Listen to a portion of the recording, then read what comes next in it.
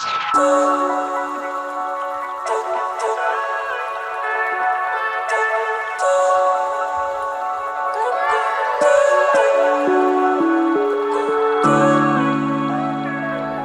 guys, 15 years since we opened the Swan. Hard to believe. It's been an exciting time. Bill, tell us about when you worked here a long time ago. What, from back in the original days? Yeah. So I was at school, and it was in that few months that you have off in the summer between A-levels and going off to university, and I was, like most kids at that age, I was looking for a summer job, didn't quite know what to do, and a friend of ours owned this pub, but it was the original bit, so it wasn't all this that you see now, it was only the small part, and he bought it, and I said, got any jobs going? And he said, yeah, come and work on the bar. So I worked in the summer, I think it was 1989, all those years ago, just before I went off to uni. So that's how I first fell in love with the Swan with 2 necks all those many years ago. What job were you doing then? I was behind the bar. I was working behind the bar, and I absolutely loved it. I sort of fell into hospitality by chance, but it was at that age, you sort of 18, 19, where working in a bar and going out in a bar felt almost the same thing. So I felt like I was socialising, I was having a great time meeting people, but I was also getting paid for it, so I absolutely loved it. And the Swan was always a landmark, even in those days, wasn't it? It was renowned as you turned left at the Swan with 2 necks, so everybody knew where it was. It was really famous. However, it was a different offer. Yeah, it was. It went through a few offers, and then eventually ended up being, I think it was a Brewers Fair with a kids' play bar, and it was really successful when that model was in vogue. And I always remember it being a big site, and I say it got this kids' play barn, and people used to come from miles around with the kids to play in there. But as we all know, that kind of model ended up sort of falling away a little bit, and it came out of fashion. So I think that's probably, leap forward to when we got involved. I think that brand and that offer kind of fell away a little bit. Yeah, so between you working here, 1989? 89, I think, yeah. And 2007, when we actually took the Swan on, quite a lot had happened. We'd had different careers, different businesses. Yeah. And what made you think that the Swan would be a good location? Well, you're dead right. We'd all gone off and done our own individual careers and jobs. I was in hospitality still. And I'd seen loads of these concepts come and go, but one that really caught my eye was this. It was a gastro pub offer, so it was a premium feeling pub. So it wasn't quite a restaurant as such, because it was a bit more casual than that, but it had a really high standard of food, high standard of service, but it was really relaxed feel to the place. And I met up with David, he was still in hospitality, he got a hotel business, and we got chatting one day about this new gastro pub offer, and all of us being from this area, Staffordshire, we sort of agreed there's nothing like it. There's nothing like it in Staffordshire that we would want to go to, and certainly the people we knew wanted to go to. So we just had some ideas about maybe it'd be great to bring something like that to Staffordshire. And it was at that point that I said to Dave, well, from my view, the Swan with 2 necks would be the perfect site. It's the absolute best site that we know, and everybody knows because it was iconic. And if we were going to do the job, the Swan with 2 necks would be the right place to start. The bit that I remember about that time was the smoking ban had just come in. Oh, yeah. And so it was a time when, if that hadn't have come in, I would have been interested in getting involved in a food-led business. And I think I'd spent a bit of time in Australia, New Zealand, where the food and drink offer was amazing. Coming back here, there was definitely an opportunity to start changing things up a little bit, yeah, and getting a higher quality offer. And there was nothing in this area, was there? So we were going out with our friends up to Manchester and Birmingham, to similar sort of places as what the Swan eventually evolved into. It was a good time, wasn't it? So starting any business is super exciting. Yeah. Full of hopes and dreams and aspirations. And then the reality kicks in. The hard work. The hard work did kick in, yeah. So we opened in 2007. I think it was in the November. We did some of the refurb work over that summer. And then there was one other partner who got involved, James, who we'd all known from school years. who got his separate career. He's a solicitor, still is a solicitor. But he got great consumer knowledge. What I mean by that is he used to go out all the time. Well, that's how I met James. And that's, of course, how you met James, So, while that was all bubbling away and while you were getting ready to open the Swan, I was getting ready for a big busy Christmas in Birmingham in the mailbox, operating Boris Stilo, which at the time was, big busy site and probably one of the most well-known sites in Birmingham. And James used to come in all the time, and I'd kind of got to know James over the years. Always coming in, always used to get him a table and kind of got to know James that way. So, So when did you join, Chris? Because that was we opened in the November, and then you came on board. I came in the May. In the May. Yeah, the May. So six months on. 6 months after. Yeah. Yeah. I clearly remember picking you up from the train station with Marta. Marta was pregnant at the time with Nina, showing you around the area. We came in here, didn't we? We sat just over at that table over there. Yeah, we had a lovely lunch, had the fish deli shearer, lovely day, sun was shining, and I mean, in all honesty, when I first came down here, obviously first time I saw the Swan, James had kind of mentioned about it and told me about it and was kind of talking very passionately about it, and when I first came in and first got here, I was blown away. Thought it was absolutely amazing venue. Got it as excited, I would say. It was amazing. You could definitely see the potential, couldn't you, Chris? 100%. The venue was amazing. It was busy at the time anyway, but it needed an operator to come in, I think, and really get hold of things, which is where you definitely brought your expertise to our business, and it was great to have you on board as GM in those early days. Amazing. So what about the offer, Phil? When we were thinking about different things to do with this site, it was clear that a premium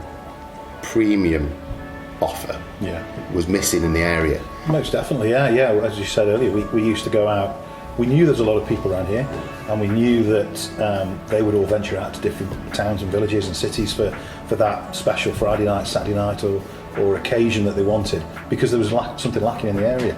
So we looked around at various other operators and models that we looked at and admired, and we decided, a premium country dining offer was what people wanted, and they were happy to drive to. So we weren't too concerned about it being a little bit out of in the sticks. In fact, that led to its appeal. I think that country feel when you get here is part of the broad appeal of it. But it was a premium offer that we wanted. We wanted to give great service, but we wanted to give it relaxed as well. We didn't want it to be too stuffy and too formal. And I think in the early days we were new and innovative and exciting. Still trying to be. We are, yeah.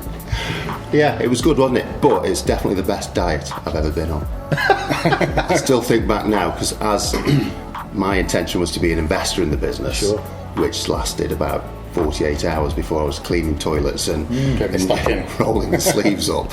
But I think I dropped 3 stone in about 8 weeks as we opened up. Pretty tough going. Pretty intense in those early years, wasn't it? Early few months. Yeah, it was really and difficult because I think it was a new offer in the area, so we were trying to pitch it right. We're getting lots of feedback. You're doing it right, you're doing it wrong. You should be doing this, you should be doing that. But I think we stuck to our principles, and I think we knew the vision of what we wanted. It was just a matter of time of getting there, and then obviously Chris on board, making sure that it was working well and slick, and the staff knew what they were doing. So and in the early days that was quite tough as well, recruitment in the area, because there wasn't really anywhere locally that was to the same standard, I would say. So getting people in to understand what the product was and actually deliver it was quite challenging in the early days, but a lot of hard work, and I think we've done a great job at it. But we must have done some things right, because we've even managed to retain Debbie Lewis from our very first opening day. I'm pretty sure she was our first recruit that we hired here in 2007, and she's still with us today, which is incredible.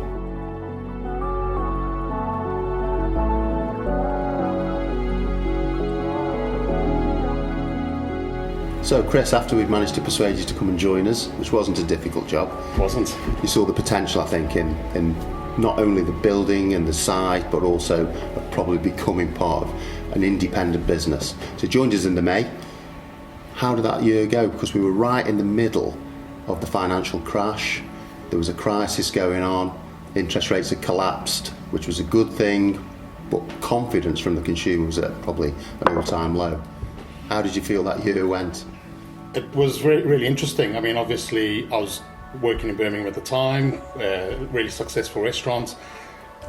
Turned out to be quite a blessing in disguise, me moving, because, at the time, obviously, with the crash and everything else, I mean, no one could foresee what was going to happen. But in all honesty, I mean, Birmingham suffered quite heavily when that did happen, and moving here into the countryside, although, to begin with, this wasn't quite as busy as the site I was running. Birmingham started suffering quite a lot, and, the Swan with 2 necks just went from strength to strength. And although it was tough to begin with, a lot of hard work, and, the area was obviously very lacking in quality dining out, and so as soon as we started to fine-tune some of the service, some of the food, some of the standards, some of the operating procedures, we really started to accelerate and really started to do well very quickly.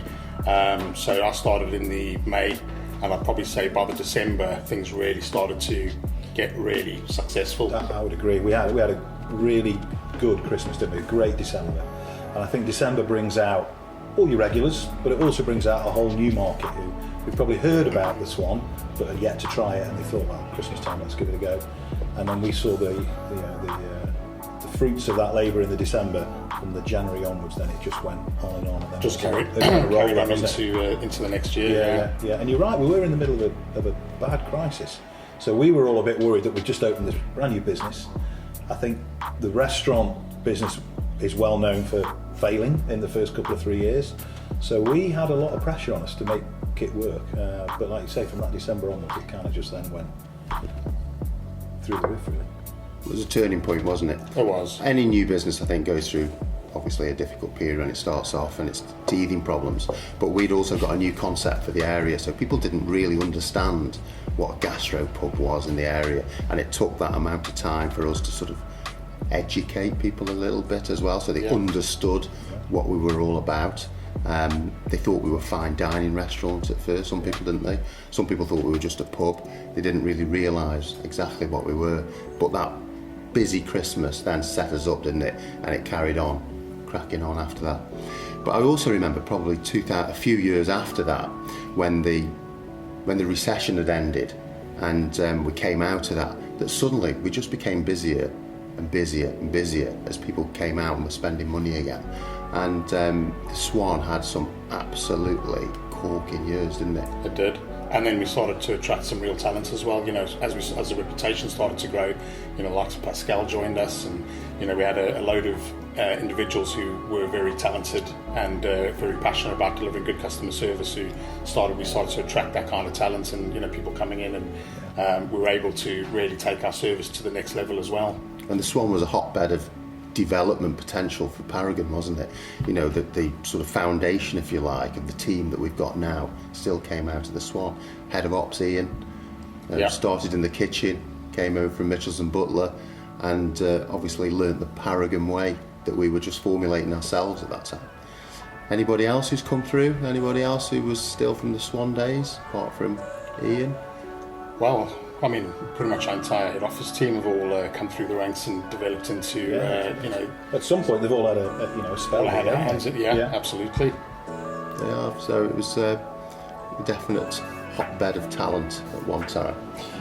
What do you think the evolution of the Swan's been like, lads, in terms of how it's changed from 2007 to where we're at now? Obviously, the decor's changed. Originally, the guys that used to fit out my pharmacies did the fit out. They'd never done a hospitality fit out before, so we were kind of working with them and a really good designer, Mel. But they were used to putting dispensary shelves in. And we were kind of finding our feet again at that stage, weren't we? Just before we actually opened the doors, design-wise, we didn't really have much of a clue, if I'm honest. We got some ideas and we got some colours, but we needed a designer who had experienced some of that previously to bring some good ideas to the table.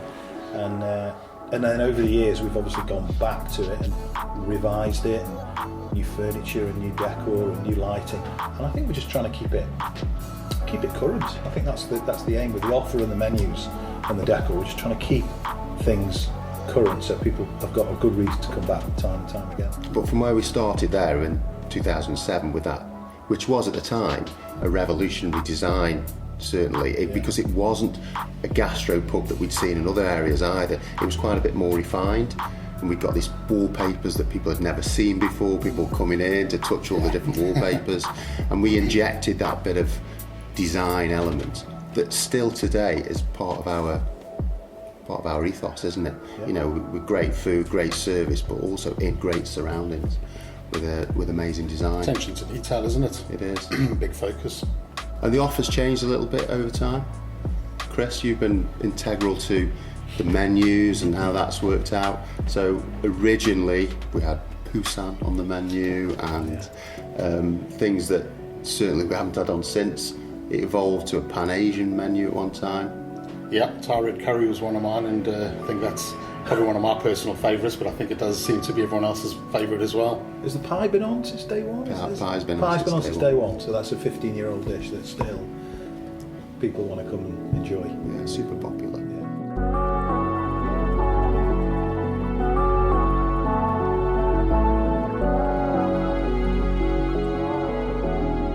One of the things I love about Paragon is that we continually evolve. We're always trying to stay ahead of the competition and make sure the consumer is interested and engaged with our brand and what we do. So the Swan's 15 years old, and the challenge for us is to keep it fresh and current. And I think it's a challenge that we're definitely up to. I mean, we've sat in here today and thought the place looks amazing. It still looks fantastic. It's contemporary, but it's comfortable. It's everything that I would want from a gastropub. But we are looking at doing some changes. So, Phil, you're Chief of Property.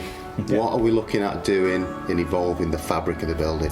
Well, we're going to, one element that we want to improve on is some of the outside areas. So we've got a fabulous setting here. It's a destination country pub, and we've got an outside area that's pretty sizable. It can sit 100, 120 guests. But that's the area I think we need to concentrate on next for next summer. So we're looking at some schemes and plans at the minute to bring those outside areas right up to date. So there'll be some investment in some structures out there, there'll be some heating, some lighting, some new landscaping that we're going to do. And what I want to do is put the beer garden, the Swan beer garden, back on the map. So when the sun shines in the summer, there's only one place to come, and that'll be back to the Swan. And in typical Paragon fashion, we'll be moving the design on, won't we? Absolutely, yeah. Trying to be innovative and bring something to the area that people haven't seen before and will be excited about. Exactly, and people will still be able to just drink out there, but there'll be full service as well, so they'll be able to have all the full menu as they would normally, but in just much richer surroundings. So yeah, I'm looking forward to that in the summer, in the spring. Amazing. We'll do that, yeah. And ultimately, people do come for the decor and the surroundings, but it's the food that keeps them coming back, isn't it? Chris, what are we doing with the menus?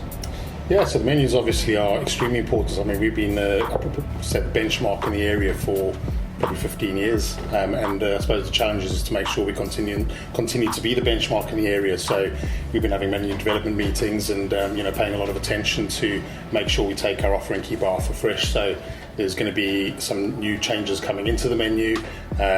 Obviously keep some of our old favourites, but inject a bit of a freshness and make sure that we continue to be ahead of our competitors. I think that's the key, isn't it? Trying to keep some of the classic favourites on there. Absolutely. Because that's what people come back time and time again.